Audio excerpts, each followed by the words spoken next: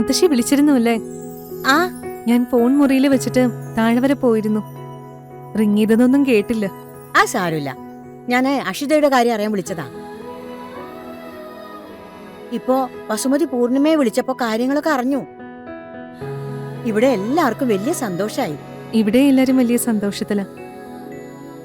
അവരവിടെ ആശുപത്രിയിൽ നിന്ന് വന്നു കഴിയുമ്പോഴേ നീ കാര്യം വിളിച്ച് പറയണേ. പറയാം മുത്തശ്ശി. ആ പിന്നെ മോളെ, നീ അഷിതയുടെ ചേച്ചിയാ. കല്യാണം കഴിക്കാൻ കുറച്ച് ദിവസം താമസിച്ചു എന്ന് കരുതി ഒരുപാട് കാലം പിന്നോട്ടൊന്നും ആയി പോരുത് കേട്ടോ. ഇപ്പൊ അഷിതയുടെ കാര്യം കേട്ട പോലെ നിന്റെ കാര്യം എനിക്ക് ഉടനെ കേൾക്കണം. ഒന്ന് പോയേ മുത്തശ്ശി. വയസ്സാം കാലത്ത് ഓരോരോ ആഗ്രഹങ്ങള്.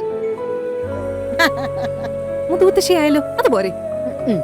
പോരാ, നിന്റെ കുഞ്ഞിനെ കൂടി എനിക്ക് കൊഞ്ചിക്കണം. മനുഷ്യന്റെ ആഗ്രഹങ്ങൾക്ക് അങ്ങനെ അവസാനം ഒന്നുമില്ല. അതൊന്നു തീരുമ്പോ ഒന്നായി വന്നോണ്ടേയിരിക്കും. ആഗ്രഹിച്ചോണ്ടേ അവിടെ ഇരുന്നാ മതി. അഷിത ഹോസ്പിറ്റലിൽ നിന്ന് വന്നു കഴിയുമ്പോ ഞാൻ വിളിച്ച വിവരം പറഞ്ഞോളാം. തൽക്കാലം അത് മതി. അത് പോരെന്ന് ഞാൻ പറഞ്ഞു കേട്ടോ. എന്നാ ശരി, ഞാൻ പിന്നെ വിളിക്കാം. ഞാനൊന്നും പറയാതിരിക്കാൻ നീ ഫോൺ കട്ടിയല്ലേ? ഞാൻ നേരിട്ട് കിരണോട് പറഞ്ഞോളാം. ഓ ആയിക്കോട്ടെ, ഇപ്പൊ ഞാൻ വെക്കുക. ശരി ശരി ശരി. എന്താണ് മുത്തശ്ശി പറഞ്ഞേ? അതൊന്നുമില്ല. അതല്ല, എന്തോ പറയുന്നുണ്ടായിരുന്നല്ലോ.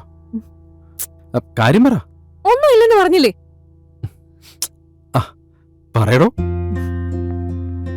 കിരണിനെ കേൾക്കാനുള്ളതൊന്നും മുത്തശ്ശി പറഞ്ഞില്ല. ഇപ്പൊ അത്ര അറിഞ്ഞാ മതി.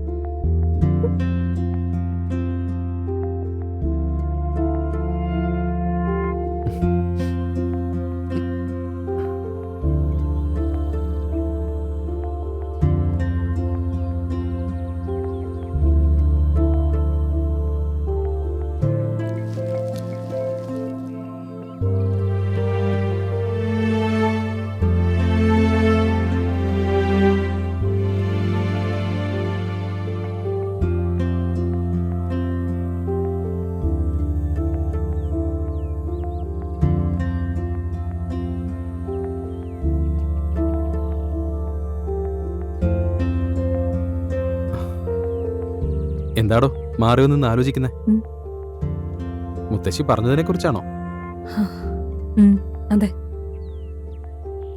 അതിനിപ്പോ എത്ര ആലോചിക്കാൻ എന്തിരിക്കുന്നു? പ്രായമായവരുടെ ആഗ്രഹങ്ങൾ നമ്മൾ സാധിച്ചു കൊടുക്കണം. മാറി നിന്ന് ആലോചിച്ച് ബുദ്ധിമുട്ടേണ്ട കാര്യമൊന്നുമില്ല. ഒന്ന് പോകിരൺ, അതൊന്നും അല്ല കാര്യം. പിന്നെ കേട്ടെടുത്തോളം അച്ഛനും മുത്തശ്ശിയും ഉൾപ്പെടെ എല്ലാരും വലിയ സന്തോഷത്തില. ഈ സമയത്ത് പൃഥ്വിയുടെ കാര്യത്തില് നമ്മൾ എന്തെങ്കിലും ചെയ്താ അത് വലിയ പ്രശ്നമാകും. എന്റെ കുടുംബം ഞാൻ തന്നെ തകർക്കുന്ന പോലെ ആവും. കിരണിനറിയാലോ, ഞാൻ ജീവിക്കുന്നത് എന്റെ കുടുംബത്തിന് വേണ്ടിയാ. അപ്പച്ചിയുടെയും ചെറിയമ്മയുടെയും വഴക്കും ചീത്ത എല്ലാം കേട്ട് നിന്നത് ആ വീട്ടില് ഒരു പ്രശ്നം ഉണ്ടാവരുതെന്ന് ഓർത്ത് മാത്രം.